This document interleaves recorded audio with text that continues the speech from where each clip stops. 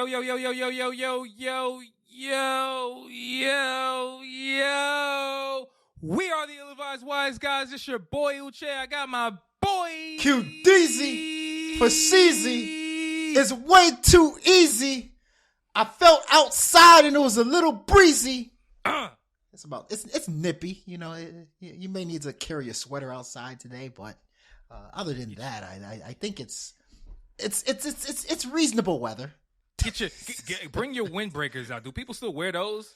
Actually, I just wore that. I just wore it yesterday. You wore a windbreaker? A windbreaker. Bro, I haven't heard that term in like 10 years. Real talk. I just wore it yesterday. And it's so thin. It doesn't even, what is it breaking? You know what I'm saying? Like, it's like the thinnest jacket you can wear, right? Hey, listen, man. I don't know. It does something, man. Listen, ironically, we have a guest today, and he's from the Windy City.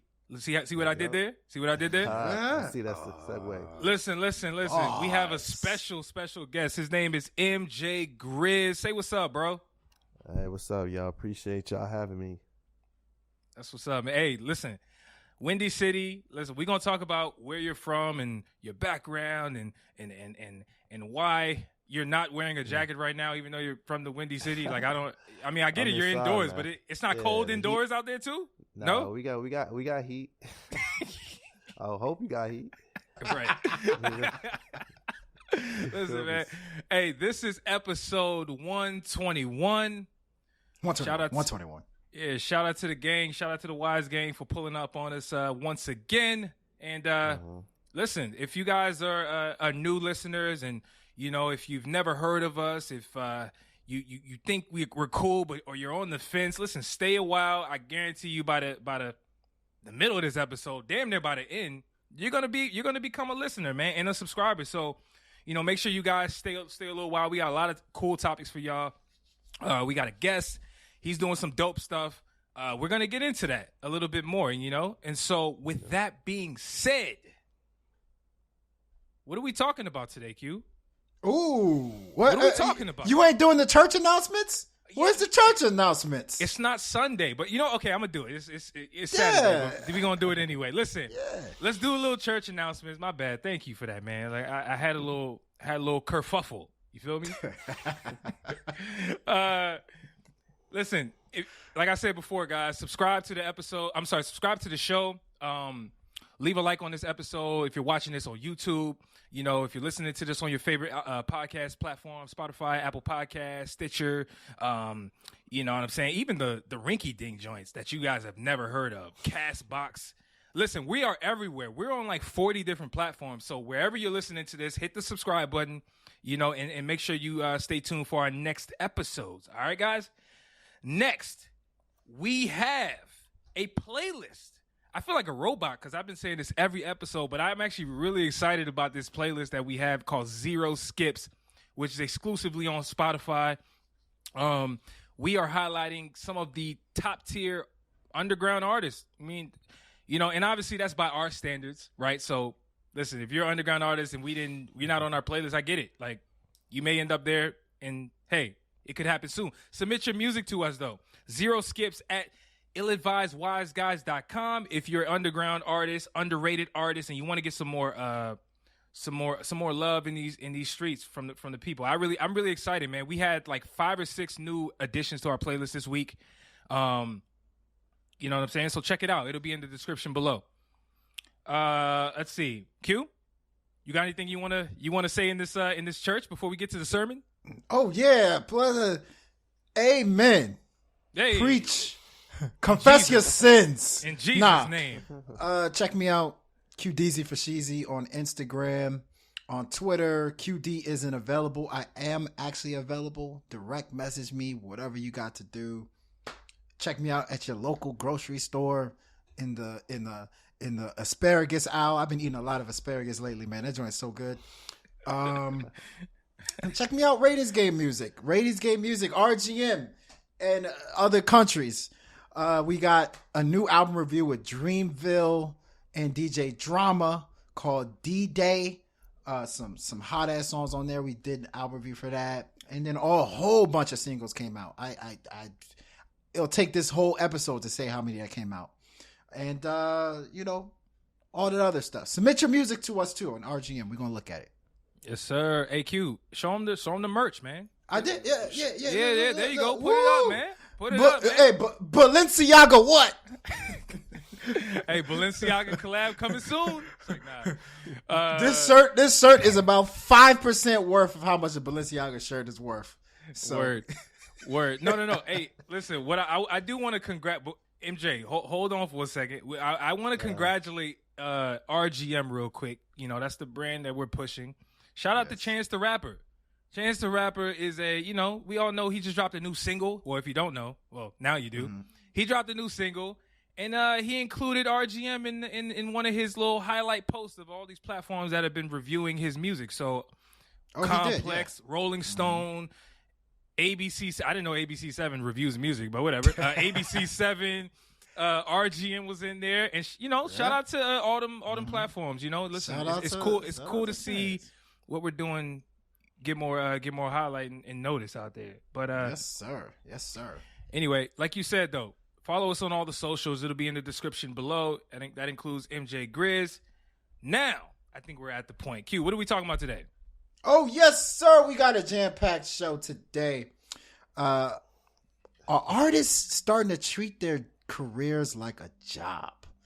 I feel like artists these days kind of moving like, I do my 9 to 5 and then I start thinking about retirement, early. Like, is that something that, you've been noticing, and how do you feel about that? That's one of the topics we're going to talk about. The ill and the not so advised. What are some of the things that you liked from these past 2 weeks? And what are some of the things you did not like from these past 2 weeks? It can be a tweet. It can be a song. It can be a comment that was made. Whatever it may be, we're going to talk about it.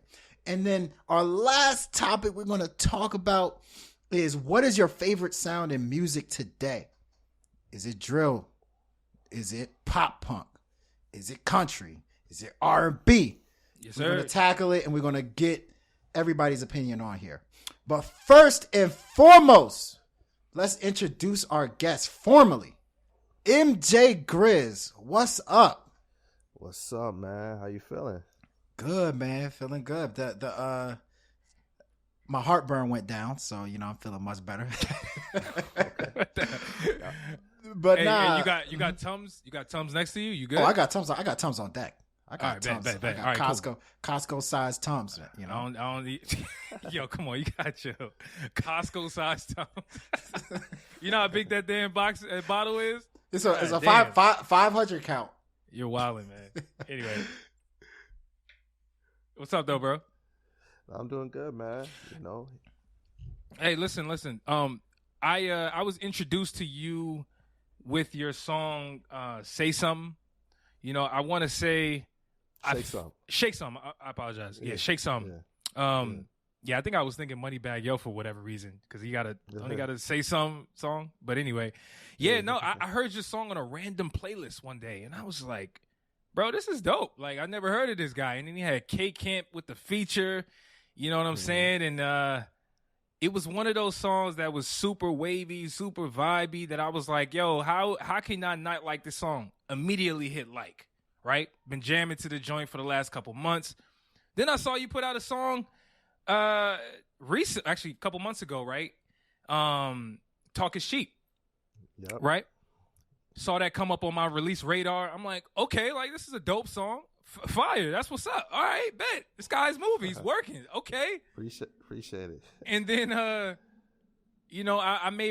do my rounds with podcasting and whatnot. So I listened to $1 Million Worth of Game, and I saw your song highlighted as one of the opening kind of pre-rolls on the show. And I was like, wow, okay, this guy's like, he's working out here. That's what's up. So I appreciate it. So shout out to Gillian Wallow. Word. So, like, how does that work, man? Like, how do you go from? Because, by the way, I gotta say this for context. Mm-hmm. Your catalog, at least from what I've seen on Spotify and just online, is not very extensive. Like, I ain't see no albums in your discography. It's just a whole lot of singles, and I'm wondering, like, man, like, how does this guy go from Shake Some to Fell in Love, which, by the way, is dope as well. And then talk is cheap. Like, and then getting featured, you know, like, can you talk a little bit about like just your grind and what you've been doing behind the scenes to like kind of get your music out there a little bit more? Yeah, for sure. You know, right now I've been just focused on getting these singles out here, then a body of work as me also being a listener as well. I'm still, you know, fairly new to some people, so I want to gravitate to people with little appetizers, but at the same time with your entrees, like give them something, see how what's moving, what's sticking, then, you know, give them a little bit more until we find like a good little what's the word, like a good little rhythm and a good little, you know, how we're gonna do our rollouts. And pretty much that's how I've been doing. And with the $1 million worth of game thing, I don't know, on my birthday, December 27th, Gilly came out to my birthday party. He came, he was hosting it, and that time, we played him some music, you know, and we kind of connected from there. And I think he walked away from that and saw the vision, and you know, he wanted to put me in, you know, in good opportunities. So when the opportunity came along, he reached out to us. He's like, hey, I want to do this for you. You know, he didn't have to do that, and he did it because he really fucks with the music and me personally. So I think he opened a lot of eyes and tried to put more spotlight on me. So I appreciate him for doing that for me. Yeah, I thought that was a really good look for you because you know, your song is doing well. I mean, it came out a couple months ago, you know, already got damn near 200,000 streams on Spotify. You know, clearly it's making some type of noise. And what I really like about that song, other than I would say maybe the obvious reasons, the beat is dope, you know, your flow is dope. I like that, like with your music, in particular that song, but just in general with your music, you have like an actual message. Like you have an actual theme of what you're trying to get out there. I noticed that. And then also I'm trying to figure out, even though you are from Chicago, which I do want to understand a little bit more, I want to understand your influences and your roots. Like who you grew up listening to, because I hear a lot of Houston. You know, you got a song where you actually sample Still Tipping, and then on that Shake Some song, you kind of sound like Kirko Bangs. I was like, yo, does this guy listen to Kirko Bangs? Like, you know what I mean? Yeah. Did you vibe with the whole Houston scene? No, Houston definitely like Bun B and UGK. Growing up, I was listening to a lot of Wayne. I was listening to a lot of Wayne growing up. Also, you know, pretty much like Wayne, Drake, Jay-Z. You know, those are like my main things. And my mom used to listen to Usher a lot, so Usher was always in my household playing. So I just been listening to a lot of that, and also the Isley Brothers, you know, for some soul. That is dope. That is dope. This man said the Isley Brothers, bro. I feel like are you 60? Or how old are you, man? No, whoa, I'm not 60. But the way they tell like conversation stories, right? You know, like Busted, like he told a whole story, you know, of busting this girl, and it's a hit. You know, it's super conversational, but it has melody and it has, you know, it's captivating that people. So that's the type of thing I'm trying to get to. You know, nothing too complicated as well. So, but yeah, I mean, I'm a firm believer that, you know, all the best artists, they listen to some of that old stuff and they incorporate it into their music. Like I've heard Lil Wayne talk about like he's listening to all kinds of stuff. You know, he's not necessarily listening to mainstream as much. But that's dope. So sticking on Chicago. Go ahead. Man, I blanked out. I almost forgot Kanye West. Oh, Kanye, yeah. I couldn't go forward without mentioning. I know, right? Yeah. But speaking of, I mean, I was going to bring up Kanye too. You know, it's funny. I watched the Genius. I think most hip hop fans has seen that Genius documentary by now. And one of the things that stood out to me on the first episode was Kanye said he was trying to bring Chicago up. That was so interesting because now Chicago is arguably the biggest city in terms of hip hop. You got stars, you got like Common, you got Kanye, you got G Herbo, you got Dirt. So, you know, how would you describe that scene now for the up and comers like yourself? No, it's definitely got the spotlight, but still, like any city, especially I can speak on Chicago, is still find a way to get that light, to get that shine. It's not a city that the labels are here. We have to still make our own opportunities. You still gotta create, things, to even get to that where people like you or mainstream people understand. People, a lot of legwork.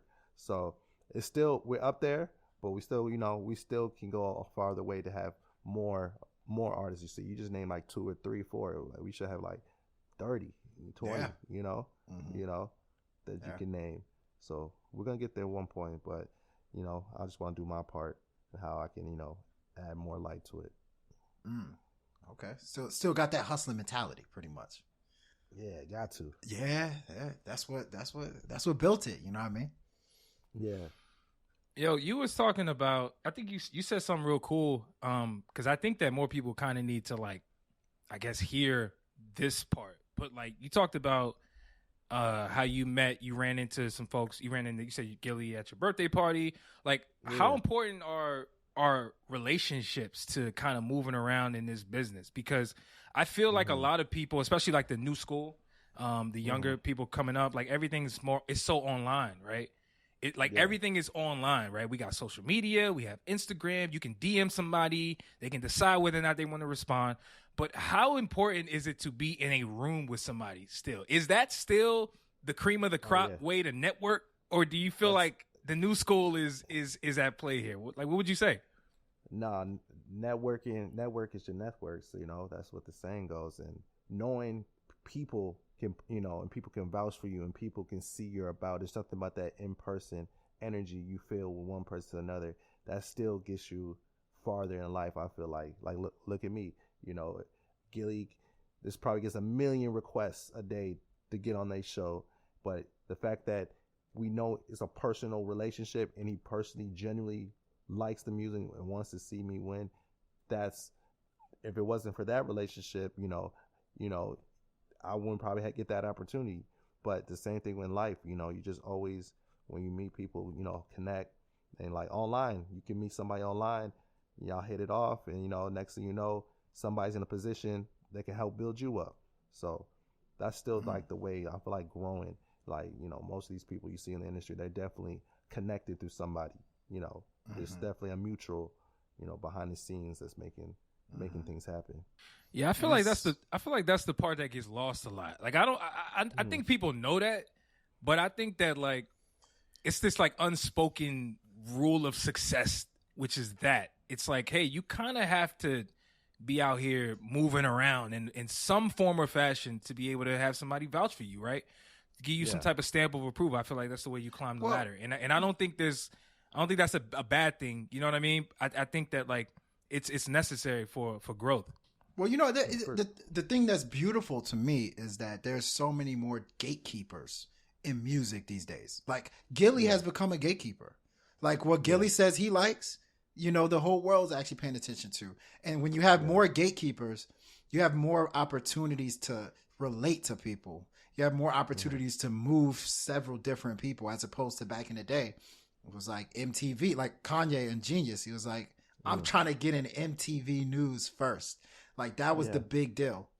That's not the only route anymore, which is dope. And that's why I really appreciate what people like Gilly, Joe Budden, I guess us, I don't know, are doing. Even like you guys, it's like now everybody's a gatekeeper. If you have a share button, you're a gatekeeper. Yeah. Yeah. So everybody can dictate, to the masses. So that's the great thing about this new age these days. But at the end of the day, you don't want to shit on people on your way up. So people can gate and vouch for you and push you forward, but they ask around about you. You don't want people, say, oh man, don't fuck with it. This is, but so that's why it's always good, just, keep your head forward. And, when you meet people, just genuinely show love. Don't burn bridges. Don't burn bridges. So, you just never know. Yeah. You never know. So that's why everybody can be a gatekeeper. That's good about these days. Ain't no one person at a label is saying, oh, we can let him in because the relationship, which is a good thing to have. But now if you get enough people behind you, sometimes you don't you don't need so and so like MTV, exactly, to push you. So that's the cool thing about it too. So I gotta. Uche, you gonna get the question? I was gonna ask. I had a question, but go for it. Yeah, I got. This is a simple question, but it's always interesting to me because I think this has evolved. But what would you call yourself? I know some people say I like to be called a rapper. I like to be called an MC. I like to be called an artist. How would you describe yourself? I would say an artist. Because I'm not boxed into one genre. What you hear now is a sample size of what I'm capable of doing in my vision. So I just say I'm an artist. I'm all about these vibes, and once I create without no limits, and just hopefully the end product it's people can relate to and gravitate to. Okay, that's a good answer. Yeah, that's fair, man. I do like when I wish people would just be. I wish everybody would just say I'm an artist. Even if you're a rapper, you're still an artist, right? Facts. Isn't everything under the umbrella of an artist at the end of the day? Yeah. So why are we being specific? I think that's the problem is these labels, not music labels, but the labels we put on people. I think that's the part that boxes people in because it's like, think about it. Over time, a rapper used to just rap, and now rappers sing as well. And then it became singers were only singers, but now some singers rap too. So do you just call them a singer? No, when they half of the time they rap. I feel like if we just stop calling people rappers and singers and just call people artists, that'll solve the problem, to be honest with you. I mean, it's just easier said than done, but that'll solve the problem. You get to hear it's interesting. Every time I say that question is I've heard creator, I've heard artist, I've heard musician, I've heard visionary,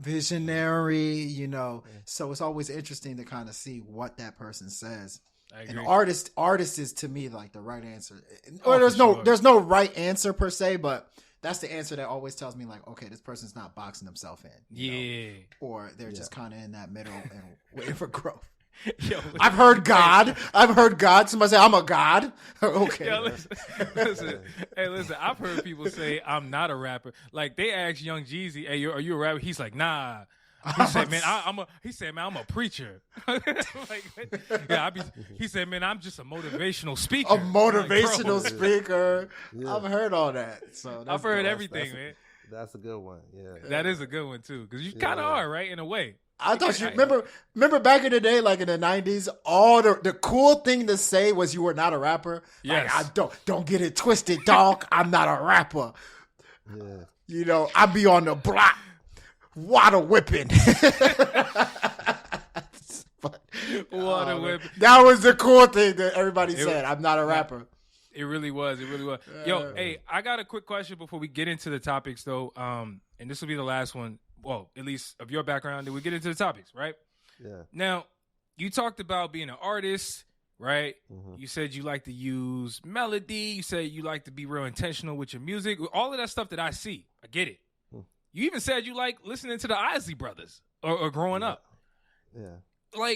What? Take me back, though. Take me back to, early on, a couple things. When did you discover music, that you wanted to actually do that? And then also, the second part of the question is, how do you stay in your lane and not get tempted with the music that's popular in Chicago right now? Because you don't make that type of music out of your city, at least from what the mainstream knows. No, facts. I will start with music. I feel like music always been that type of person. Even growing up, you knew me. I was prideful to have all the exclusive. Bear Share, LimeWire. I was hacking everything. I was your CD guy. Yeah. I was prideful to have something that people didn't know. And at first, that was just being an audience, and also I had a little sound system in my whip driving out, trying to impress the ladies, bumping. Always has they'd be like, oh yeah, that's that new, especially when Wayne was coming out fire. Man. It was prideful to have that, to have those exclusives, even if they were shitty quality. Yes, it didn't matter. I was on it. Yeah, so that was kind of then just growing up, I always been just listening to music, just being a person that just always been around it. I had nobody in the music industry growing up, so I wasn't destined to be an artist. So kind of growing up, I was just man, I just, me and a couple friends just messing around, like how I feel like how people probably start, and it kind of like it was like a click, then after a while you start hearing yourself, then you start saying, let me challenge myself a little bit more, and then to a point that you feel like, man, this is actually something I want to actually like push forward, and it fell on my face a couple of times, with the older stuff that people will probably never hear, so it's like now it's like I just want to like, damn, keep going. It's like you just steady seeing progression. It's like then next thing you know, I was like, man, I'm all in, because once you start something, I can't give up, man. I gotta keep going. Even though the people that I started with stopped, it's hard to be a musician, especially a real one that you want people to take serious. Yes, sir. Oh it's man, it's more than just the music, man. The music is one part, but it's called the music business. So the business side, the marketing side, and especially, being out networking and communicating, it's a lot. It comes into it, and especially, a lot of this, we live in a discouraging environment, so you just got to continue, like you said, have that vision and go forward. And your second question, what was your second question? So the second question was like, how do you stay in your lane? Yeah, for sure. But I pretty much like to make music what I like. So it's like one thing about Chicago, I don't know what Chicago sound is. I feel like Chicago has a variety of everything. Like you said, Chance the Rapper, is that Chicago sound? Dirk, is that Chicago sound? Well, we have everything. Why we should be boxed into one sound? Why can't we embrace multiple layers of people in the city and have that all as unison in Chicago sound? So same thing with movies. There's action, there's horror, there's comedy, but you're still watching a movie, know. So the same thing with Chicago. So I say I'm doing what I feel like I like to hear, and I feel like hopefully there's enough people that like the same thing I like, because I see people similar than me come to my city and sell out arenas, and with Chicago, so there's people in Chicago that like it, but you know how it is. Sometimes you get that people got to see it, like you said at the beginning. Maybe you're not, maybe you didn't think we were cool enough, but maybe at the end, sometimes they got to see it for themselves to be like, okay, maybe he ain't that bad. Until they favorite co-sign it, then they'll be like, oh yeah, we was behind it the whole time. Exactly. Ain't That's how it always goes. Yo, ain't that how it work, man? That's how it always goes. Hey, why do people do that? Why do people do that? Do you have the psychology behind that? I don't know why people will see a post, like it in their head, but won't like it, or same thing, It's like, come on, man, just speak on it. People be prideful, people. Why we're in a environment that the amount of followers you are determines how popping you are. Why can't you just be popping? That's just a number. You talking right now. You talking? Yeah, man. You talking that? You talking that talk right now? I like this. Yeah. And that's why I tell people all the time. Like Instagram is like mice. If you see one, that means there's 14 other that you don't see. You have an infestation if you see one. So that's kind of like, if you see a comment or a like and it's just one or two, it's really 20, but they just not ready to step outside there because they'll get, know what I mean? They might get hit by the track. Well, a lot of people have big egos, man. Like I feel like, and we'll get into an artist that I feel like is on. Actually, there's a bunch of artists that I could name, but there's one in particular that I just feel like is suffering from what I would like to call ego death. Here we go. I'm gonna get into that a little later on. Save it. But I do feel like just people in general, man, their ego gets in the way of showing how they truly feel about something, and that goes with online, that goes with in person. It just is what it is. But you definitely exposing that though, because I do see that a lot. Man. I'm just telling anybody, don't be discouraged, man. Everybody. Do you? Some people can't think for themselves. Just once you believe in something, go for it. And if you think that's the hot shit, that that you don't need no validation from people. That's there you go. Only jumping on waves when somebody else jump on a wave, man. that's how you got to do it. You know, this industry is weird, man. It's a lot of weird stuff going on, but you know, people like us creators, we gonna keep rocking. If one person watch it, or if 1 million people, you know. So I just advise people just think for yourself, and you don't need validation to know if you got something special. That's facts. I love that, man. I love that, man. I'm gonna just say there was something that stood out. We're gonna go to the next topic, but there's something that stood out where you were like, you know, getting those CDs together, like downloading the music, LimeWire. I was like, man, I used to be the dude that drove people in high school, like all the kids, sometimes the bad kids, good kids, whatever. And I'll be playing my CDs, and I'll be like, yo, y'all, yeah, hear that new Cameron? But in my head, I'd be like, oh, shoot, the next track, Justin Bieber or something like that. I'm like, he's like, oh, hey, oh, shoot. They used to have it, you can adjust your track with it. I used to put the hard stuff in more soft back, you know. Exactly. So, you know, it gets me like, all right, I gotta go back to when it gets like a DJ, the tempo exactly, slow down. Exactly. You know, you like, yo, if I'm stuck in traffic right now, oh, these goons gonna think different of me. Yeah, man. But you know, you can't hear that. You can't hear 160 BPM all day. Exactly. You gotta chill. You gotta chill a little bit. Yes, sir. Y'all reminiscing, man. We was just talking about the iPod era on about 2 episodes ago. Listen.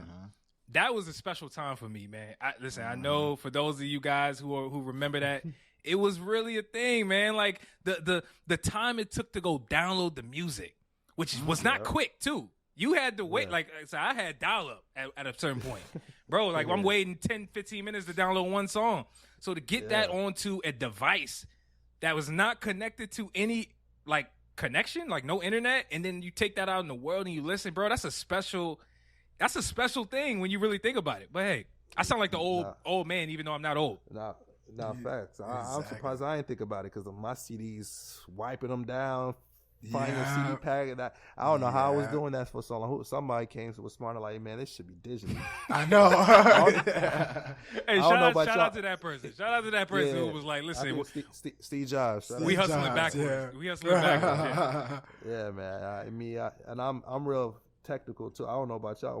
When I got it on the iPod, I got to make sure the spelling was right. Sometimes it was know. I used to hate that. Hey, it'd be www. I gotta edit it. It'd be like CD quality. Nah, we don't care about that. We gotta take that out. Yeah, bro. Talk to Q. Talk to Q. Q was like OCD with that shit. I got OCD with it. My library. I could rock with it. I tried scrubbing it, but at a certain point, I'm like, all right, I'm cool. I'll just do it later. This guy was OCD with it. I was OCD. Like I put like if it featured somebody, FT dot the person. I rated all my stuff. That's how we came up with ratings game music. What else I do? I made smart playlist. I was like, if it's older than this, do not show up on this playlist. Man, I was on it. I'm on the same wavelength. I can't. It just irritates. I was like, man, especially it started with the CD back when you had your CD. So if you had like the right radio, it shows the song on the dash. Mm-hmm. So when it was showing weird, and it was like, I'm like, nah, I can't. Damn. I gotta come correct. I gotta come correct. We are so alike, man. Bro, that's crazy, man. We are so alike. Yo, we gonna have to chop it up some more and reminisce after the show or some other time. Cause like, yo, this should be bringing me back. Like for real, I'd really be having moments like, bro, like that was dope.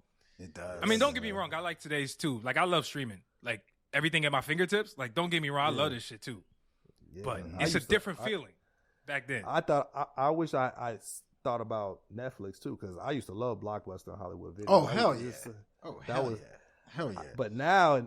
Man, I could just search something. I know. It's like that's crazy. It's beautiful. Man, all them late fees I had. that's crazy, man. We was really living in those type of times. We was really living in those type of times. Yo, there was a moment you had to get VHS. You had to rewind it.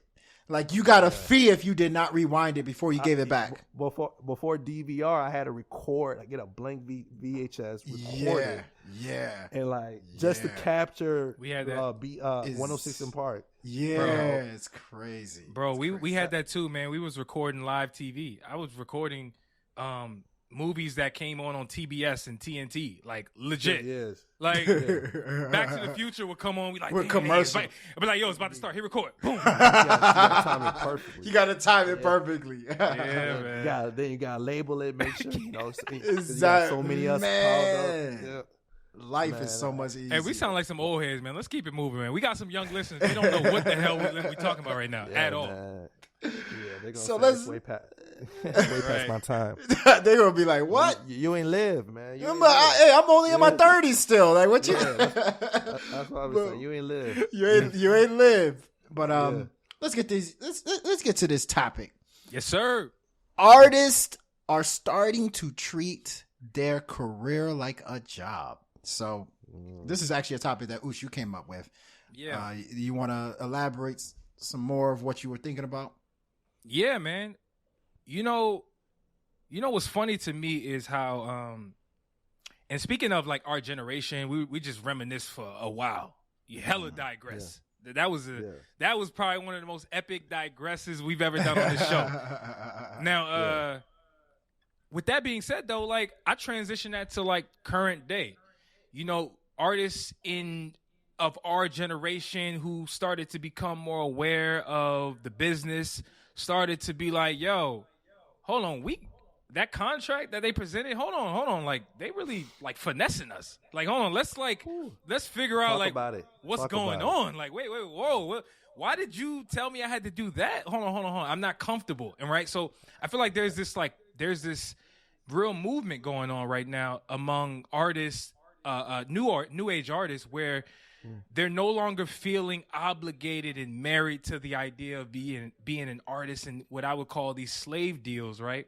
Where they would be doing 10 albums, not really getting paid a whole lot of money on their music because they haven't really recouped, right? They haven't really made the label a whole lot of money. They're really getting money from other areas, right? And so that's really what I'm getting at.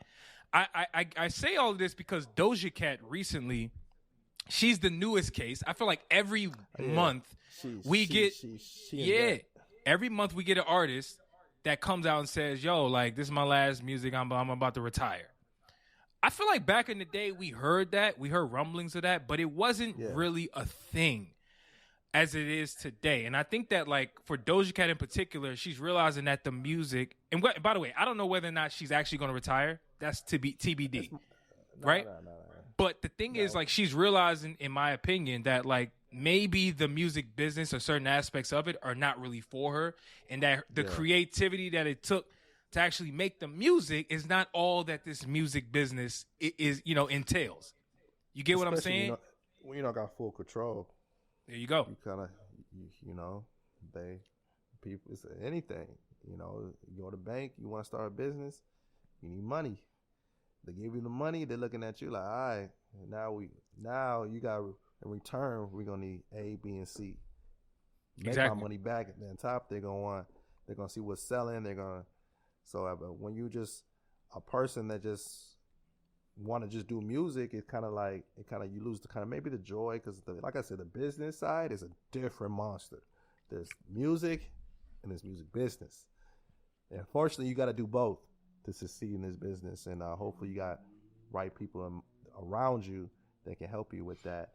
I don't know, you remember in the Kanye documentary when Coodie was like, when Kanye got bigger, he started changing more. He started being around more people. Mm-hmm. Kind of like it kind of changed the way you think, and you kind of forget the beginning part of it.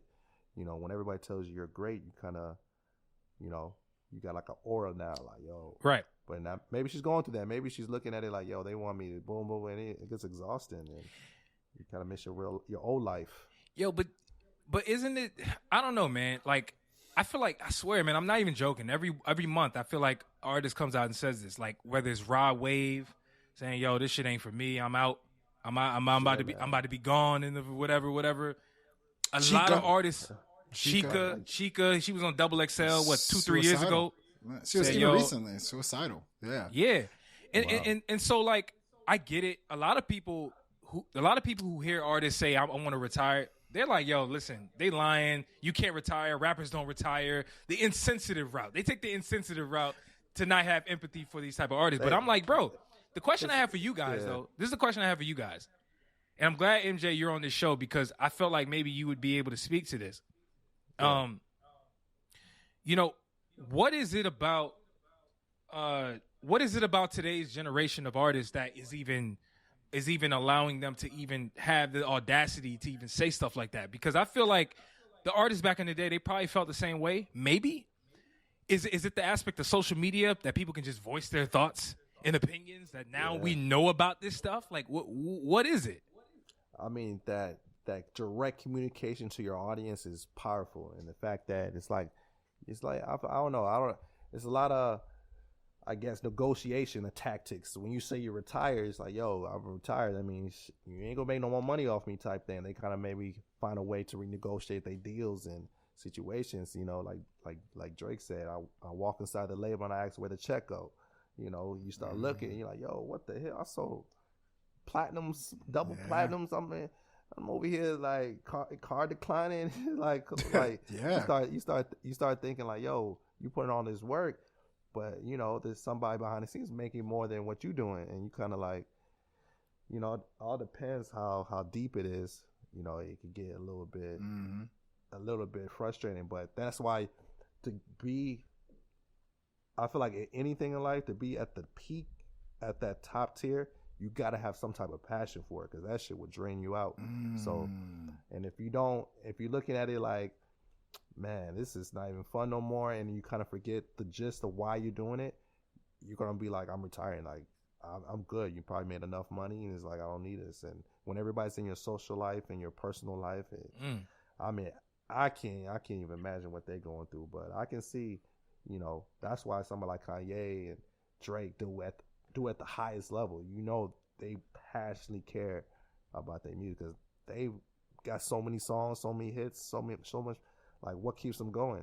Same thing with LeBron. What keeps them going? You got so many championships. You got to have a real passion for it. So the retiring thing, I feel like you can tell some people wasn't as they're not passionate. They love to do it, but I don't think they're if it stops tomorrow, it's like, hey man, I ain't gonna let these people make no more money off me, and that's why these deals are kind of like.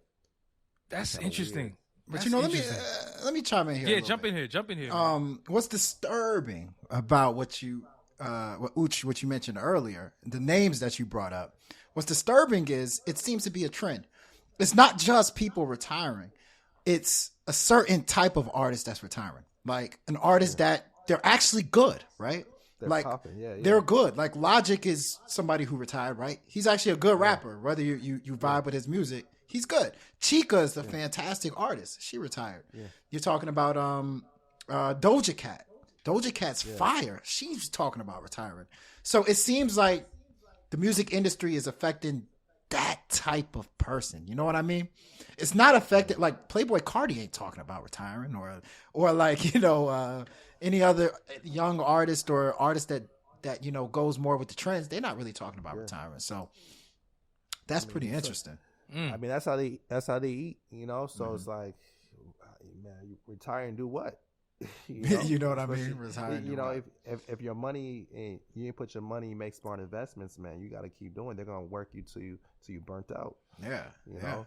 So, but some people, it's not even about the money. They're like, yo, I'm good without this. You know. Yeah. And that's all about what your goals are. If you achieve your goals.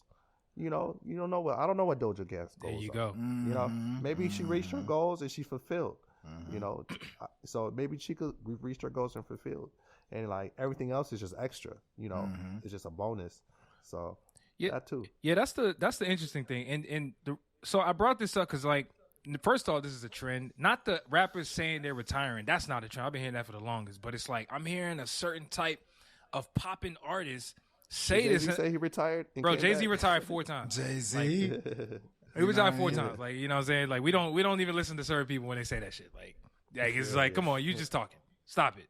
Well, you know, like, but go ahead. I was gonna say the thing is this. Like I was gonna keep going. The thing is this. Like, and I don't mean this as an insult to anybody, or I'm not. I'm just saying, kind of from a fan's perspective. you know, in sports, a lot of times, especially like the sports analysts, they say this is not a job to me. You know, a lot of times you hear like a Charles Barkley say like, this is fun, you know?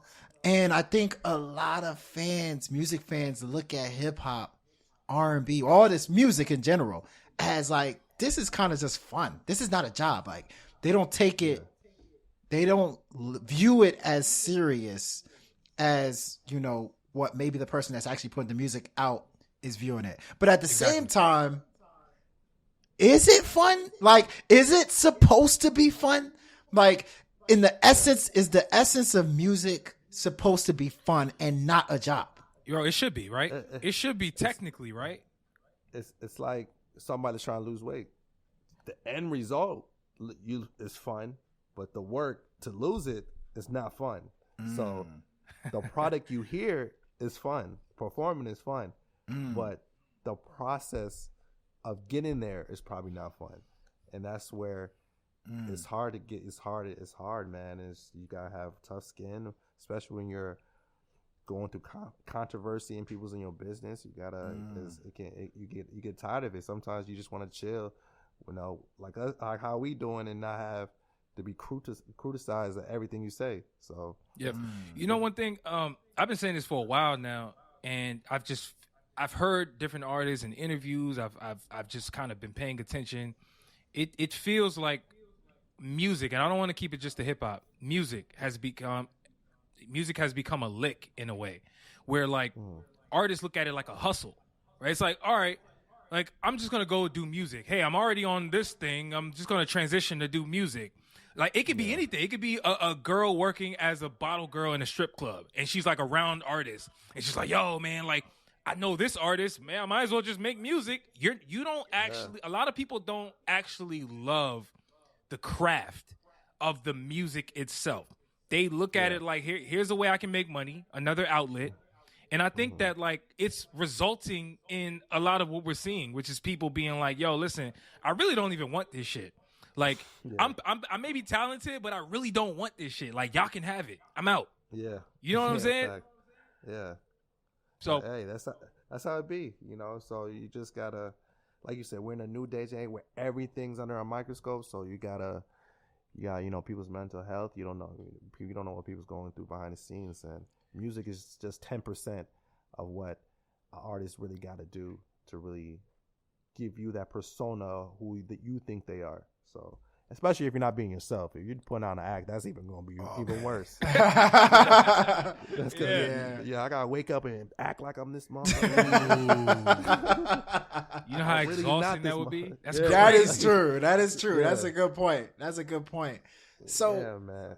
Yeah, you know, I just kind of look at it because I'm trying to compare it to your typical 9 to 5, right? Like, I actually think musicians, they work more hours than your regular person. Like us, you know, we clock in 9 to 5, you go to sleep, whatever. They probably is like a 24-hour type thing where, you know, you got to not put on the front, but you got to be in public, you got to look right, got to do right, got to harbor, show up here, show up there.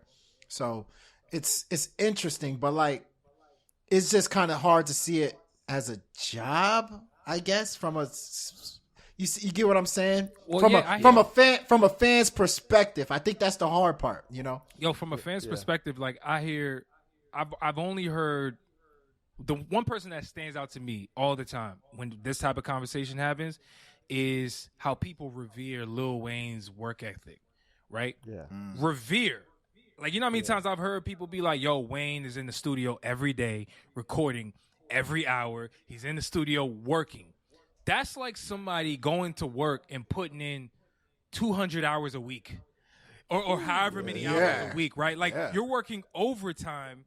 And I think that the people who decide in their mind, yo, I have the discipline enough to work overtime at this job are typically the ones who yield those results. Now, it just depends on, do you feel like putting in that overtime or not? Like, or you want to just do the 9 to 5 and go home? Which one do you want to be, you know? Hey, you got to work. Like Kobe said, man, you got to have that mentality. Like when people are in the gym shooting and people resting, you see the results, and as Wayne, he's a GOAT. He's one of the best rappers alive. So it's all in the pudding. You see it right there. So like you said, you want to pass. People are good enough just to pass by because they're that damn talented. Right. But some people gotta like work harder just to get passing by, and the people that work harder will definitely have better results in the long run than the person that's just super talented, because they'll get by, but the other one will have enough sustainability to last, because they actually are putting that grind in. Yes, sir. So, yes, sir. And people don't see that. People just think we just hop on a mic and bro, they see the end result, man. Like I tunes, bro, it's interesting as hell, man. I think that like my biggest takeaway from this is like, and this is the last thing I'll say before we move on, is like, man, everybody got to put that work in, but like really at the end of the day, decide what you want out of this. And maybe you don't have the answers. Like, maybe today you don't know, but like at some point, everybody got to make that decision, be like, what do I want out of this? And what am I willing to do? And if you get to that point where you're being compromised in a way, or you feel like, damn, I'm doing too much, this is not really what I want, then maybe stepping back might be the best for your own sanity. And we got to also keep in mind how mental health and the narrative that's at play is a major part of society today, right? So people are being more cognizant about when things are not really vibing with their mental space. That could also be a lot of about what's going on as well, Yeah, especially if you're mixing influences, like drugs, alcohol, men, women, whatever you're dealing with. That a lot of that, can make you crumble and make you fold. So it's a lot. It's a lot of things that can add to it. And family, friends, bro. Yeah, man. People in your pockets, and So it's like like you said, it's tough. It can get spooky, man. It can get spooky out here real quick. Essentially the last thing I'm gonna just say, the interesting thing about it is, I think music is one of those things where somebody can even be a hard worker and still not see success. Like for instance, like a Slim Thug, right? Slim Thug, when in 2005, 2006 was popping. Like Slim Thug was the man. And like these last couple of years, you haven't heard much from Slim Thug, but he's still putting out music consistently. It's just that, we're not hearing about it as much, and probably it's not getting the same amount of buzz. He could be putting in even more work. And I think that's what makes just being a musician so hard, is that like, even if you're putting in 200 hours, sometimes it may not even matter. Yeah. You got to make sure you're doing everything right from a logistical standpoint. Bro, that's why I think that's why this conversation is so good, because we've actually covered a lot. We've talked about networking. We've talked about the hard work. We've talked about the dedication necessary. All of that stuff is part of the package. You know what I'm saying? Like, it's not one over the other. It's like all of that matters. Because let's be real.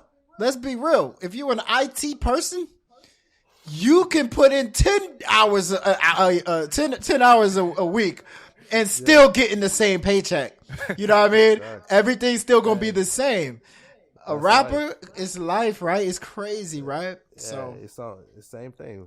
Some men can get women. Some you gotta go through a couple of more just to get that one. So but it's all about fulfilling. It's all about what fulfills you. So I 200 agree. songs, that means you still love doing it. So you can't look at it like what we classify of what a result should be. Whatever you think your result should be, if you do it long enough, it's only a matter of time, because the other people, they will definitely fold, and they'll keep going and talk about it.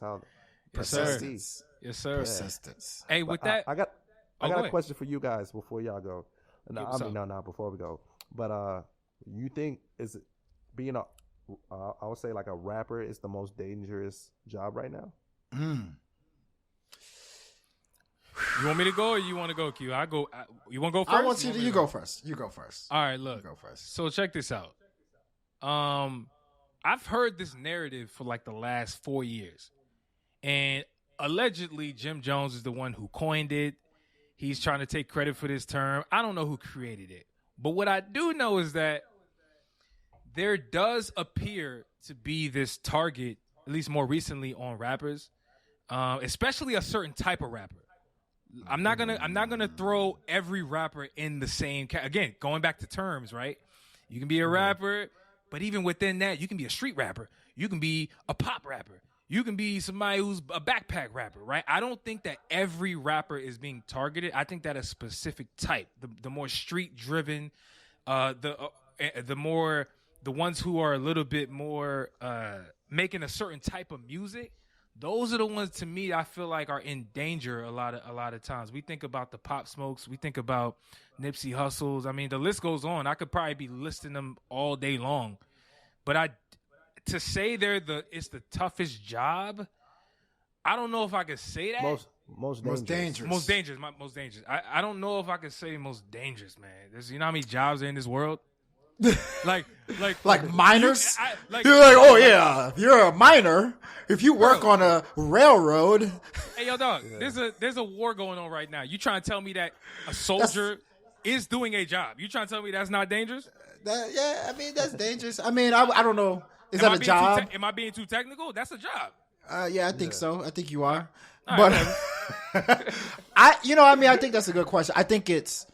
Is it the most dangerous? I don't know, but I do think it's up there because I mean you mentioned some of the artists, right? Like you're mentioning, those that are in danger, but then there's also the danger of mental health. There's the danger of just the little incidents that happen, like just by happenstance where you go, because not only are you targeted by, let's say, old friends, but you're also targeted by fans. You're also targeted by, people that you may not even be affiliated with. Your family's targeted. Like for somebody like let's say a minor, right? A minor's doing a job and it's kind of dangerous, but I don't know if their family is just as much a target as, they are for the situation they're in. Yeah. I bring that up because I saw a terrible story about Young Thug's baby mom. She got shot. Oh, damn. And yeah, she got shot recently and died actually. And it was like, man, these rappers are always target their family everywhere they go. Like they got to make sure the security is right because, at the end of the day, like you really don't have freedom.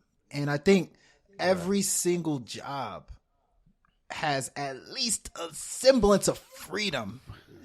You can get what I walk mean? down the street and not be harassed. Yeah, you know what I mean? Like there's a simple, and I think facts. rappers, they don't necessarily have as much freedom as everyone else. But is it the dangerous? I mean, because a window cleaner. Yo, here's the thing. Like, window cleaner. You mean the ones who on the skyscrapers? Yeah, like, the skyscrapers. They 60 feet in the air. Yeah. That's a dangerous ass job. Like, come on now. They got insurance. They know insurance. They got techniques. That's true. That's true. Hey, they got insurance I do want to be a little like, so one thing I will say for sure is that like, I do believe rappers are targets.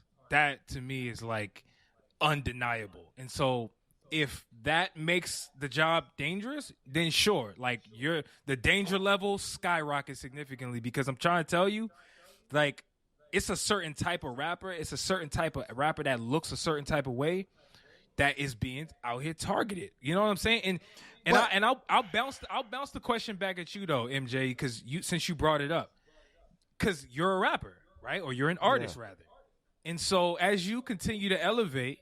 As you continue to move and navigate throughout this industry, I'm assuming that you are making that part of your arrangement where you're like, damn, I got to move smart. I have to be punctual. I have to be very specific about where I'm going, where I'm not going, and who I'm talking to and who I am. Is that something you think about very often? Yeah, you got to move different because hate is a deep-rooted trait, People envy from different angles that you don't even see. Yeah. You could be at the grocery store and you help somebody's mom pay for their grocery. They go home and tell their son about it, and now he hates you.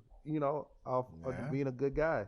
Yeah. So I look at it like this. The higher you climb, and the more success, and maybe some people just hate that I'm on your podcast. Maybe people you just don't know. So I just try to keep, a close circle and just know that I'm not oblivious to what's going on around me, and just know that people can just envy you or hate you anyway. And I feel like, and me, I'm doing it at a smaller scale. So I imagine a artist, that probably runs around a lot of people, but you probably encounter a lot of people you just don't know from a distance who just don't like you, and it's unfortunate, bro. That's crazy.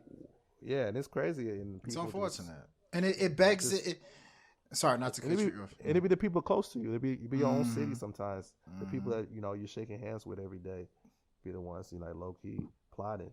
So it's like, So it's we're the only genre that does that. I don't see country artists beef with other country artists, but or countries, but it's just you just gotta be awoke of what's going on around you. That's why I say that, because success leads more money, more problems.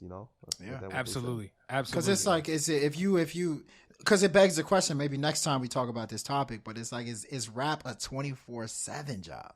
Like, are you allowed to turn off your rap side? Like, absolutely not. You know what I mean? So, like, you every single minute, you're a rapper. You're a rapper every moment. You're a rapper. When you go to Walmart, you're still a rapper. I don't give a damn where you are. They gonna be like, yo, that's such and such. Oh, snap. I wouldn't say 24/7 you be a rapper. I feel like 24/7 you're a brand. So that's a good way to put it. Yeah, your brand. There you go. Close aside with your being a rapper, so people know you as your brand. Like Balenciaga, you say the people rock that because it's a brand. People recognize it. So I feel like that's 24/7. Being a rapper is that's what you do. But your brand is what you are. I like that. That was well said. I like that was distinction. real well said. That's a hell of a distinction. That's perfect. That was well said. Real talk. Let's end that right there. Put a button on that topic. That was real dope, man. Yo. Let's take a quick break from the show. Here's this episode's paid promoted snippet. I'm living in this world, troubles all around, trying to build a place to live and set freedom right down. Begging you, Jesus, come see about me, yeah. I want to turn it up on this verse. I want niggas to feel the difference between that first verse to this one. Please have a little mercy on me. Everything according to plan, don't do blunders. I'm cool with the kingpin, I don't do runners. I wonder how many times a nigga tried me. Can count on one hand, I never been good with numbers, except the odd ones. That's cause I'm an odd one. About to send some guns to Cool, I'm hoping he can mod one. Trying to get my soul right, ready for when God come. Everybody Superman until that nigga Zod come. And then they running at breakneck speed. They wishing it was them, so they hating that it's me. Hope you guys enjoyed that snippet. If you are an artist looking for promotion or more exposure for your music, make sure you hit our email, illadvisedwiseguys@gmail.com. Now let's get back to the show. Let's move on. Next topic. We got the ill and the not so advised, guys. Listen, I know we got a lot of new listeners, a lot of new subscribers over the last year, maybe even 2 years. But if you guys been rocking with us for 3, 4, 5, because really we've been doing this shit since 2015. If you go back and check the dates, let's be real. Like, this is 2015 in the making. We had a segment a while back called The Ill and the Not So Advised, where we used to highlight the newest music that we thought was amazing, which would be the ill, and the not so advised music that we were like, bro, like, they put that out, that was garbage. Why did they do that? Y'all can keep that type music, right? Well, guess what? We bringing that topic back.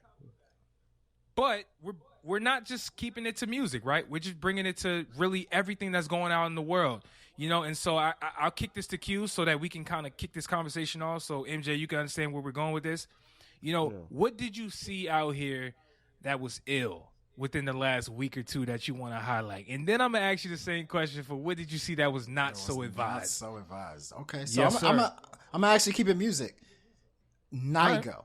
I don't know if that's a familiar name for y'all, but Nigo, I don't know if I'm even saying it right, but he is a guy that's affiliated with the Neptunes, right?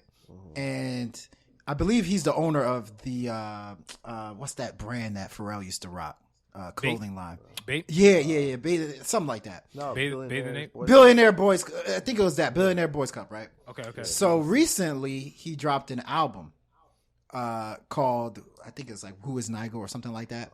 Yes, sir. And on it featured a whole bunch of artists like Tyler the Creator, ASAP Rocky, Uzi. Lil Uzi Vert, Kid Cudi, et cetera, et cetera. I thought it was pretty dope because it brought the Neptunes back to this generation. Like the album to me felt like a Neptunes collaboration album because you got a lot of Neptunes production on there, and then you got people that Neptunes rocked with, and then also Pharrell had some areas in there. Pusha T, Clips, you got a Malice. We talking Pusha T and Malice showing on there. Yeah. I think his name is No Malice now, but you got a Malice showing on there. So I thought it was pretty dope because I thought, honestly, if I was on if I had to testify, somebody asked me, who do I think the coolest human being on earth ever was Pharrell to me. I thought Pharrell was so dope, like the way he dressed, just his swag, his youthfulness. You know what I'm saying? He's from VA. He's from bro. VA, So Yes, I thought Pharrell was the dopest dude ever, especially when he dropped Frontin' and all that stuff. Bro, listen, And that so, In My Mind In project. My Mind project. In My Mind, 08, And- 09, when that shit dropped, that shit classic to me. And in this era of, all these cliques, like, you have Dreamville, you have TDE, people forgot about the Neptunes clique with the Clips. They had affiliates like, every once in a while they'll work with Ludacris and Snoop Dogg, was a part of their whole clique and era. So it was really dope hearing that project because it paid homage to like that era, to that clique, to that crew. Yeah. For a lot of people that in this generation today that may not have gotten a chance. Because if we think about it, that was about 2003, 2004. That was about almost 20 years ago. Yeah. So what I'm going to say, Nigo, I know it was dope. You're not fooling me. That was Clones Volume 2. Remember Clones? Remember that album, sir. The Neptunes, the Clones? With Light Your Ass on Fire. Move, girl, light your ass on, and all that stuff. This was Clones number 2. And so it was dope to finally get that second installment from such a dope crew, man. I love that. I love that. I really enjoyed that album too, man. That's a good one. That's a really, really good one, man. I think Nigo is like, that was a big release, like, but it was like real inconspicuous in a way. I don't really feel like people really was ready for that. It's a big release. So I'm gonna give my ill, then I'm gonna kick it over to you, MJ. For me, I'll go to Pusha T's collaboration with Arby's. I thought that was real ill to me. Like, bro, like, listen, here's the thing. You mean the McDonald's diss record? Yes, but here's the thing. I'll keep it to music as well, right? Just because, look, for first and foremost, I think I already knew about this, but like Pusha T, he wrote the "I'm Loving It" song for McDonald's.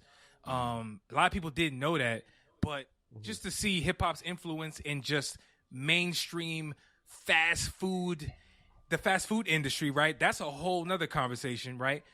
To understand that he didn't really make a whole lot of money off of that. Apparently, he took an upfront bag, did not take the royalty option.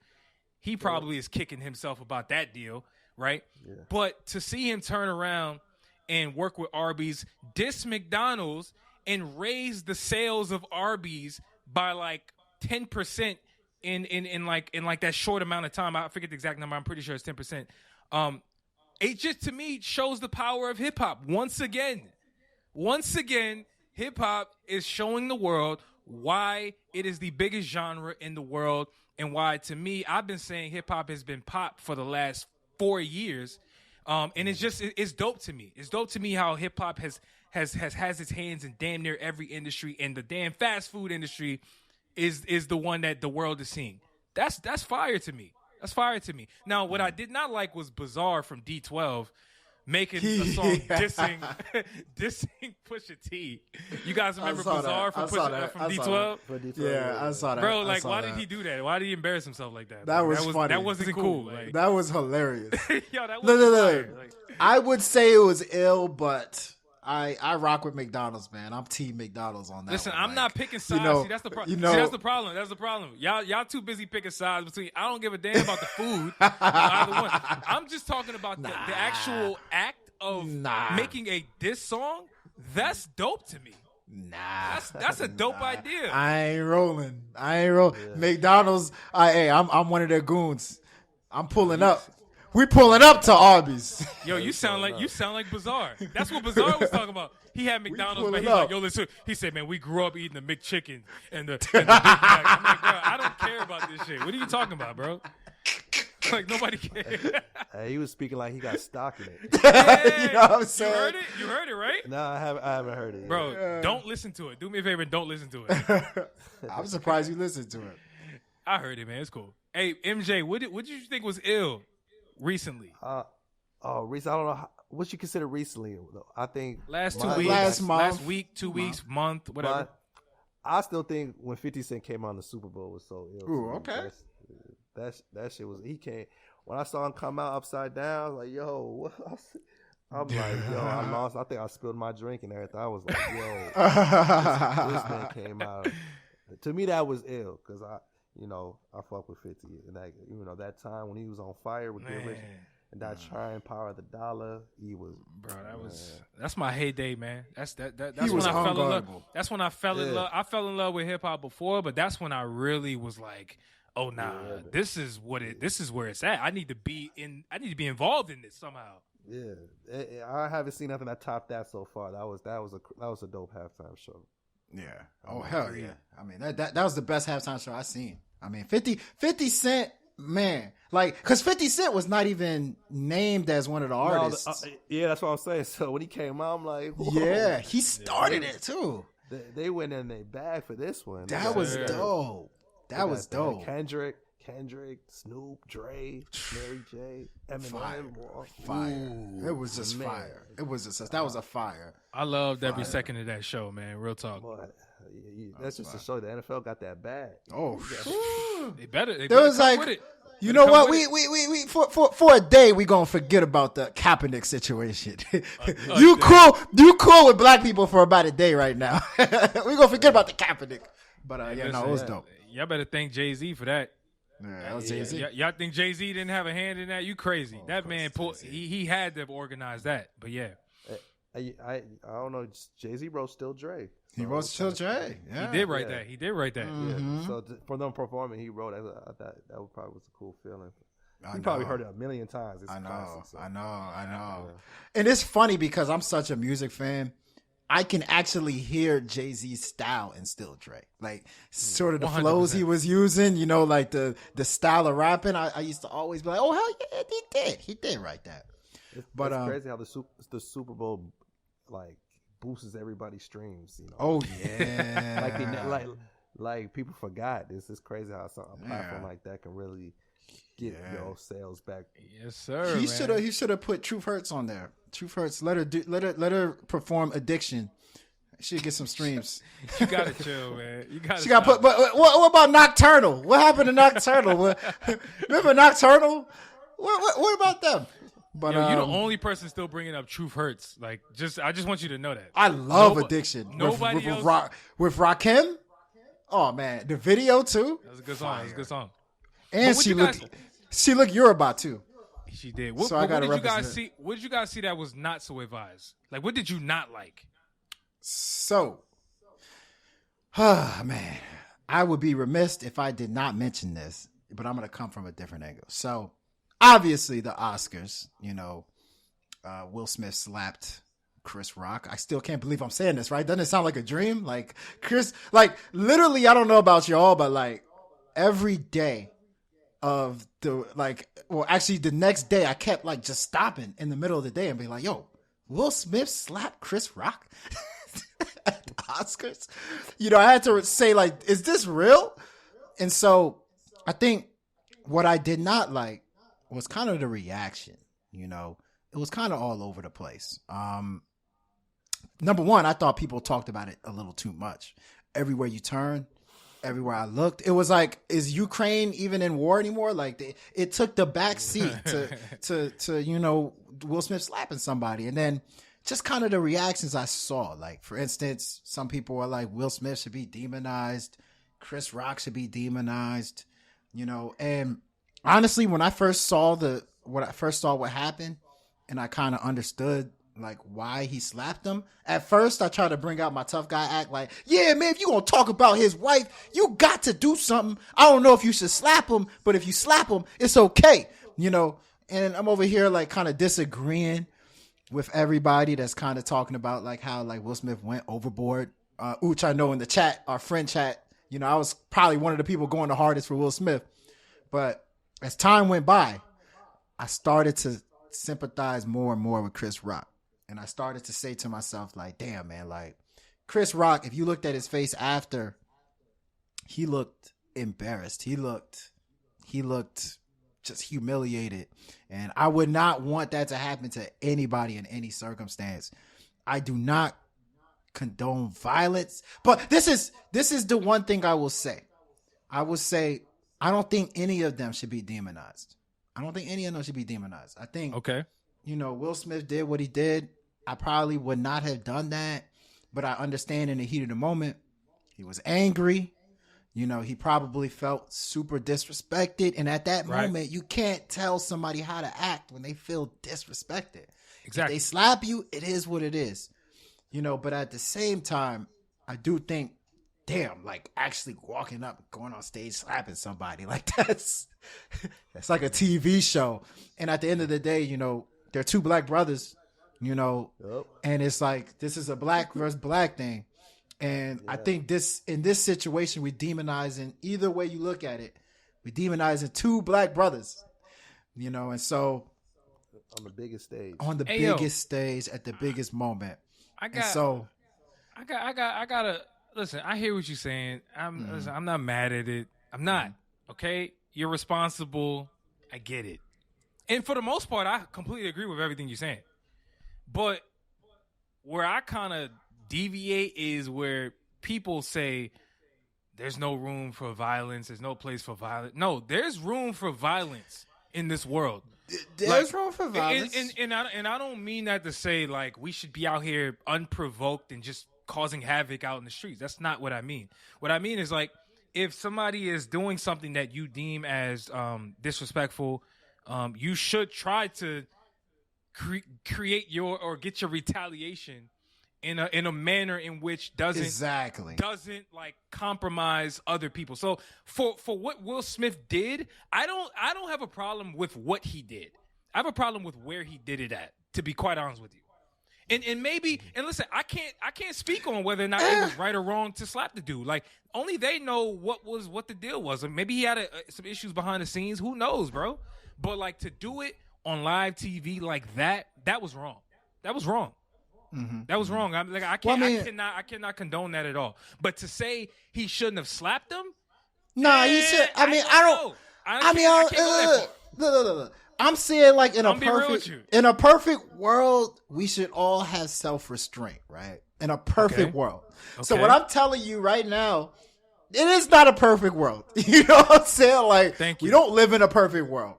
So in a perfect world, if you have that, it should be honorable. If you have a self-restraint where you're so angry that you want to actually slap somebody, but you don't do it. Like, that should be celebrated. That should be honored. That should not be, like, looked at as he's a punk or he's soft or anything like that. But at the same time, if at that moment you don't got that self-restraint, I'm cool with that. Now, like, if he did that all the time, like every single time he gets on, like Serge Ibaka, it seems like Serge Ibaka, anytime there's a confrontation, he slaps somebody. Like that to me, okay, like you're going too far, but like at the end of the day, Will Smith had a bad day. He just had a bad decision. Listen, we all have bad days. We all have bad days. Do you know? I heard. Sorry, I'm not to cut you. I know I'm yapping, but do you know? I heard somebody say, you know what? Will Smith showed his true colors because when he slapped him, if my true colors were my worst day, or my true colors were a time that I got angry and I did something stupid, y'all would have canceled, man. Y'all would have canceled. Y'all would have shipped me. Y'all would have deported me. Because I've had bad days and I've done stupid stuff like that. So that's where I'm coming from. Okay. I would not have done that, speaking from where I'm sitting right now. But at the same time, I've not been as angry as I don't know what that feels like. Listen. When you black out, I don't know. I might do it. Yo, let's just give a little love. No demonizing neither of them. I want to hear your thoughts on this real quick, but can we give Chris Rock some love for restraining himself? Listen, if you saw the slow-mo frames, he actually balled up his fist. I saw. He wanted. I saw. I think the fight or flight. You know what I'm saying? Just mentality that comes in when you're being attacked. Like you get in defensive mode. Like he wanted to do something, but can we give that brother some love for not making this a bigger deal than it probably would have been if he would have imagine if he would have swung back and they would have brawled on the stage. Bro, that would have been unbelievable. Unbelievable. Yeah, man. And the way Will turned around, he strutted back to his seat, yeah. I'm like, yo, this man, you know who to pick on. I agree with that. That's how exactly I feel. Yeah. Yo, real quick, man. Listen, what I saw that was not so advised. I want to say Joyner Lucas, right? What he did to Machine Gun Kelly was super whack. Listen, I don't know both of these brothers, and I don't know the backstory, but to me, just to give you guys a little backstory, there's the Lollapalooza festival that happens, I believe, every year, and Chicago. Yeah, in Chicago. Yeah, speaking of Chicago, Joyner Lucas originally was trying to work out a deal where he would get paid to perform at the festival. He felt slighted by the festival that he didn't get enough money to perform, and he felt like he was a bigger artist, so his name should have been in more bold print on the flyer. He felt some type of way, and he aired it out on social media. But in the midst of that, he just completely went at Machine Gun Kelly. I thought it was unprovoked, right? It was like you're trying to get at a dude, but you really have an issue with somebody else. And maybe that's a theme here, because even Will Smith with Chris Rock, a lot of people were saying, bro, he took his anger out on the wrong person. It's not really him. He really wanted to slap a whole lot of people on social media, but Chris Rock happened to be the last person that said. A lot of people are saying shit like that, right?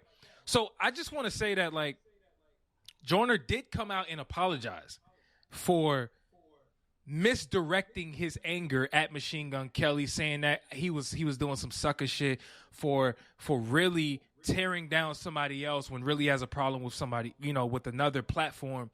And I see a lot of trends with artists doing that, and Joyner in particular, man, he seems like a very bitter, angry guy where maybe he feels like he should be bigger than he really is. And I thought that that was really ill-advised to take your own personal transgressions and angers out on somebody else who has nothing to do with why you have a problem in the first place. You get what I'm saying? It's like picking on somebody who is an easy target. You know what I'm saying? He wouldn't have called out a black rapper who happened to be bigger than him. He picked on a dude who had a problem in the past with somebody he's affiliated with in Eminem, right? And I just felt like Machine Gun Kelly is an easy target, and it was just super whack to me to see that. But I'm glad he apologized and he took accountability for being a sucker in that moment, doing some public bullshit. I think we all got to stay off Twitter sometimes. When you feel some type of way, you don't got to run to Twitter and tell the world why you're mad. You're gonna look whack at the end of the day most of the time. Yeah, I text you. I was pretty pissed. I was like, I saw that tweet. I was like, yo, and I think it's just because coming from what all of us the amount of hard work that we put in and the amount of just energy that we put into what we're doing, nothing is deserved. You got to earn it. I feel like, first off, to be Lollapalooza should have put me on the top billing. There's actually measurements I was looking at that says you should not be on the top billing, over MGK, or they looked at the Spotify, right, listeners per month, and MGK was beating them by 100 million right?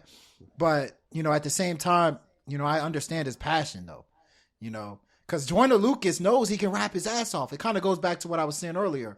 Just because you're putting in 200 hours of work, just because you think you're doing good, doesn't always mean you're going to be successful. And I know Joyner Lucas could rap his ass off bar for bar with just about anybody. And he's actually worked with big name artists in the last couple of years, like Lil Baby, Lil Durk. And so I get where he's coming from, where people, maybe the fans' reception of him is not where it should be. But I just felt like, as somebody like me and you and MJ, like, just keep your head up. You can't worry about what everybody else thinks about you. And you definitely can't be taking shots at your counterparts just because you're not where they are. And I waited to bring up this topic. Remember earlier in the show, I brought up that term, ego death. I feel like Joyner Lucas is suffering from that type of, I don't want to say illness because it ain't that deep, but like sometimes your ego can be so inflated. You can have a false sense of perception of what you are and who you are in the world that you can miscalculate. And I feel like that's what he did in that moment. You know what I'm saying? Like, I think we've all kind of suffered from that every now and again. You know what I mean? Like, shit. Listen, I wanted to be a rapper when I was younger. Did I really believe I was going to be the biggest ever? No, not at all. Like, I stayed in my lane. I was like, nah, I'm cool here. I didn't be like, nah, fuck that. Nah, I'm just gonna do what I need to do, man. I'm just gonna keep going. Nah, but like, I didn't want it. And I think that some people can have a false sense of perception. And a lot of times, bro, like our ego can't handle it.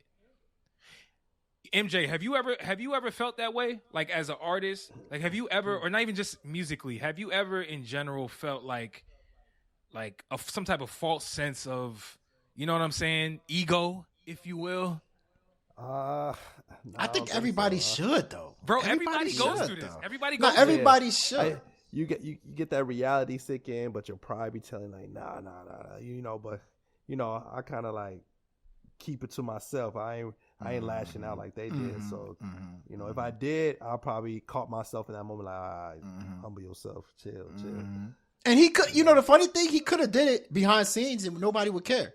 There's so many artists that do it behind scenes, nobody cares. It's just that when you get to Twitter, damn, that's where you make the mistake. Bro, it's embarrassing. It's embarrassing, bro. But hey, listen, I give grace to people these days. I get it. With this, Twitter is such a part of our society. I like that he took accountability. I love that he walked it back. I love that he walked it back. It's very important. Including Will Smith, he apologized. I like that. Apologize when you do something wrong. Moral of the story, all right? Don't act like you didn't do nothing wrong. Thanks. What you got for not so advised, MJ? Me, man, these gas prices, bro. Yo, talk about it.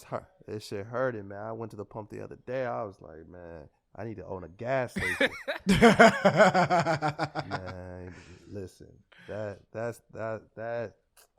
shit had me like, what? How much? How much is it down there? Like $5, $4? Like I think like $5.99. God damn. That. Wait, for what? Well, we talking about regular, unleaded? What we talking I talk about 90, like premium 93. I think regular was like $5. It was like $5 something, like $5. Oh damn. It's still in the $5s. Yeah, we like $4.30, $4.20, something like that. We like in the high $4s, low $5s. Y'all gotta start walking. That's a damn shame. Get a bike. Get a bike, exactly. Yeah, that shit hurting, man. I was like, ooh, sucks. Now you got to make that hit. You got to make that hit record now, like to pay for the gas prices. Hey, what can we do? Supply and demand. I need gas for the whip. I know. Yeah.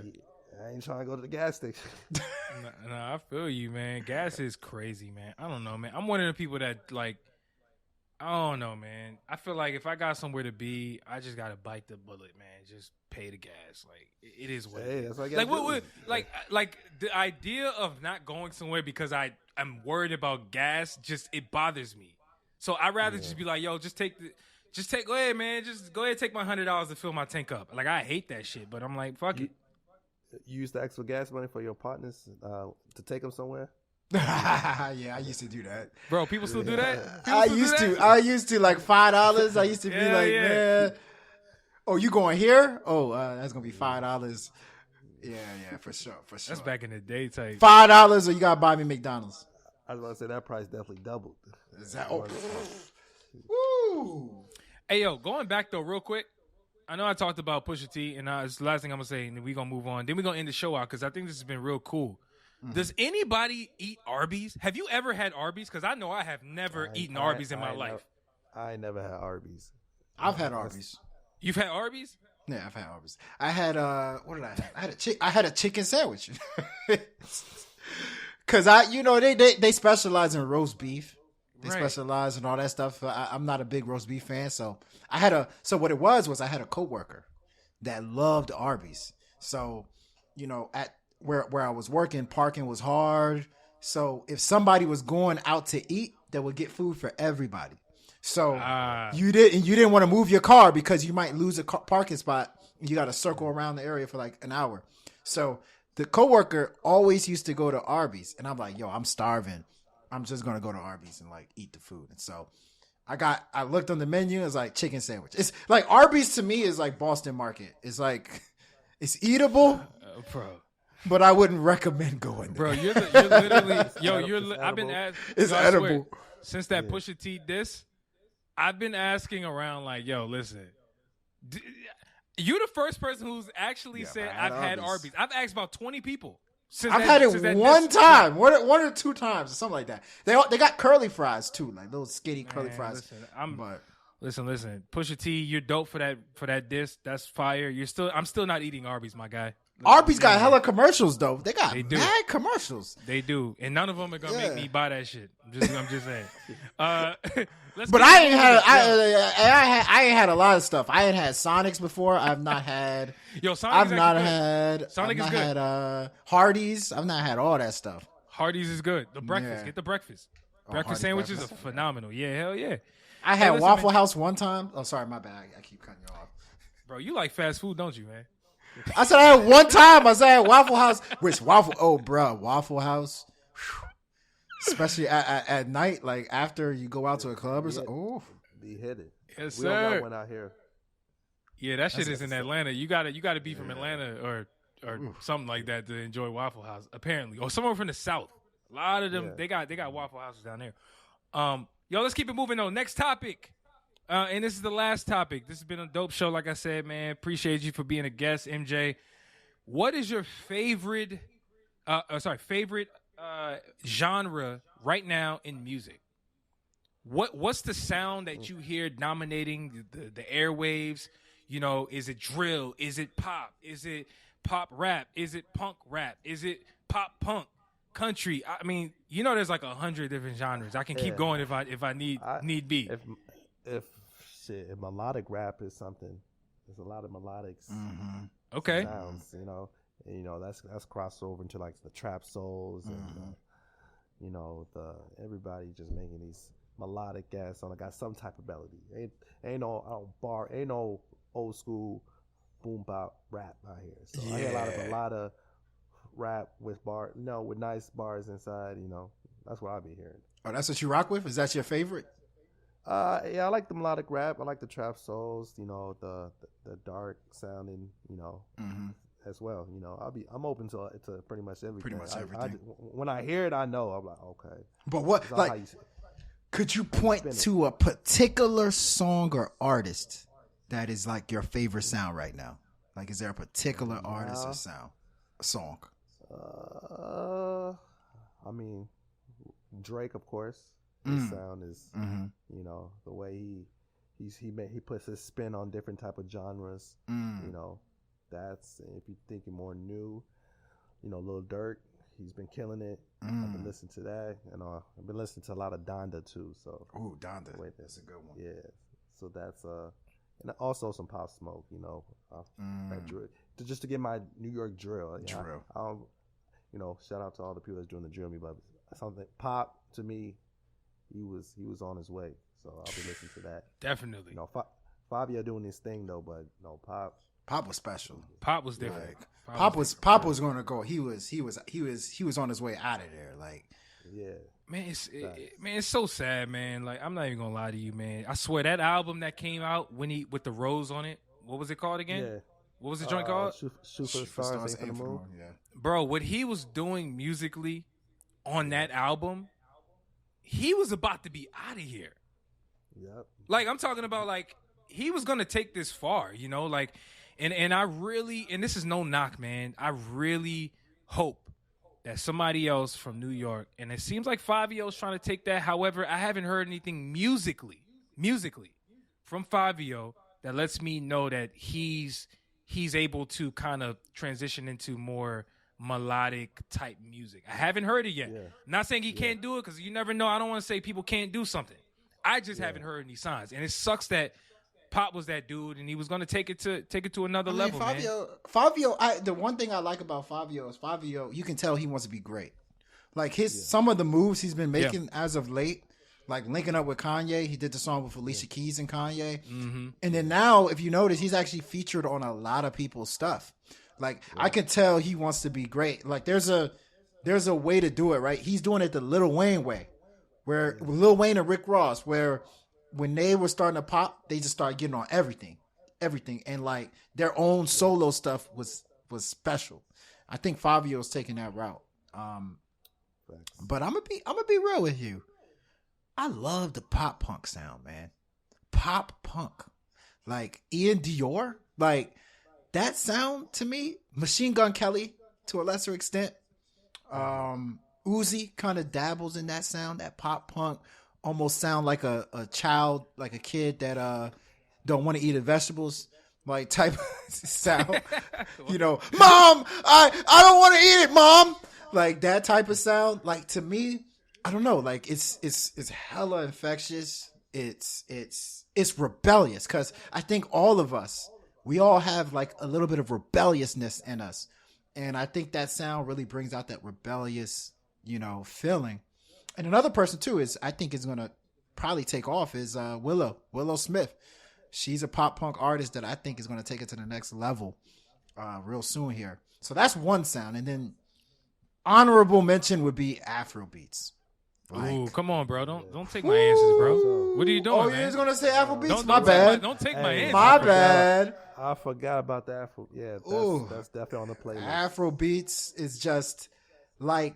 Man. The worst Afrobeat song is still fire. You can still at least shake your ass to the worst Afrobeat song. Burna Boy, Whiskey. Oh man. Yeah. Man. The list is long. Tim's. You got Fireboy DML. That's the dude that's on fire right now. No pun intended. Like, no, he's killing it. He on fire right now. David O. David O.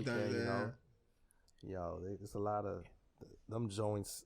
Fire. Can't go wrong with Don't forget about CK, man. There's a bunch of dudes, man. They out here really moving, like CK, Wande Cole. Mm-hmm. The list is long, bro. List is long. Really? Hey, Q, real quick though, man, because you said pop punk, and I don't know if I wouldn't compare what Willow Smith does to, like, let's say what Playboi Carti does, because. No. Right. And so for me, I kind of look at like it as more like rap punk in a way, because there is an element of rap, and they're infusing it with pop punk music. Mm-hmm. I just feel like, I get it. Playboi Carti, he's an acquired taste of an artist. Me personally, there's probably more Playboi Carti songs that I don't like or do not want to hear versus the ones I do. However, I would be remiss to not acknowledge that he is among the forefront of artists that is pushing this sound forward right now. He's one of the dudes. Nobody ever wants to mention his name because he's weird. I get it. He you barely see him. He has hella antics. He barely drops music. But we bring up Uzi a lot, and respectfully so. I get it. Uzi's a rapper's rapper. Like, he really can rap, and he has a lot of sides to him. But I think Playboi Carti, bro, he should be mentioned as well among the dudes that's really pushing that sound forward. And I don't really hear a lot of people mention it, so I wanted to do that real quick. Okay. But no, you brought up Afrobeats. I mean, I've really been on that more recently, so I'm not going to repeat a whole lot of them names. But yeah, that's one of those sounds that's really up there for me.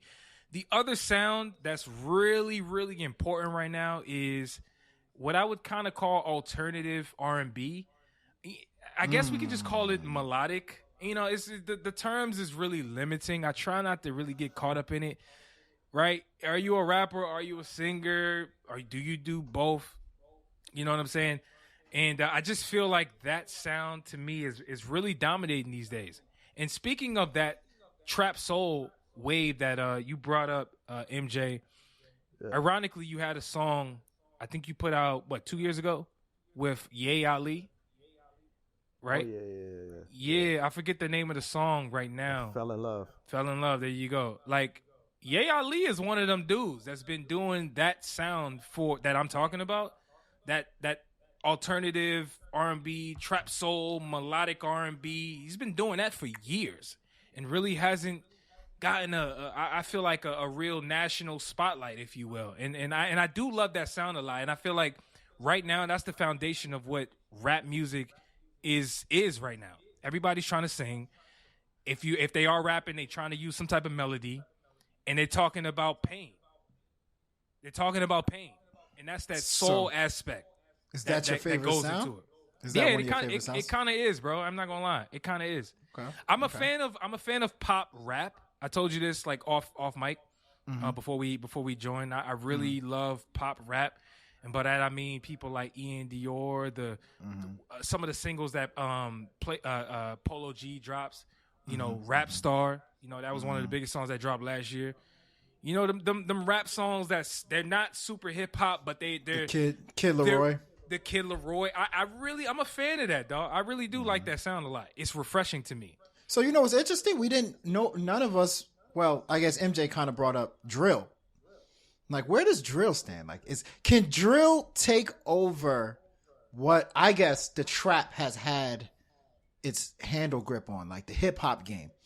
Like, can drill take over, be the dominant sound in hip hop? Because personally, I like drill, but when some people do it, like, you know, I love when Fabio does it. I love when Pop does it. Pop Smoke does it. But then there's some artists where I'm like, not quite sold yet. Like Nicki Minaj, she did it. Like, I actually like when French Montana does it. So believe it or not. But can drill become that go-to sound that makes superstar rappers? Yeah, I think so. I think it's just another subgenre from trap. You know, so I feel like they come hand in hand. You know, it's just the UK. That's they with those type of beats, and now it's just crossing over to the US. So I believe so. You know, I believe it can happen. But you know, trap, drill, you know, I think they go hand in hand. I don't think one will take the other. But trap is still the umbrella. You know. Absolutely, man. Yo, look, man, we could talk music with you all day, man. I really enjoyed this combo. You know, like I said before, man, I appreciate you for, you know what I'm saying, coming through and really being that, you know, a good presence on the mic and really conveying your thoughts. Yeah, you did your thing, man. I'm going to give you your credit on the mic, not only just off camera. Yeah. Appreciate it. Appreciate y'all for having me. I appreciate the opportunity. Man, no problem. 100%, man. And look, listen, like we said at the start of this episode, you can catch us on every platform, Spotify, Apple Podcasts. Y'all know where to find podcasts. I don't have to really say it a whole lot. Like this video if you're watching it on YouTube. Subscribe to the pod nonetheless. Our socials will all be on the screen / in the description.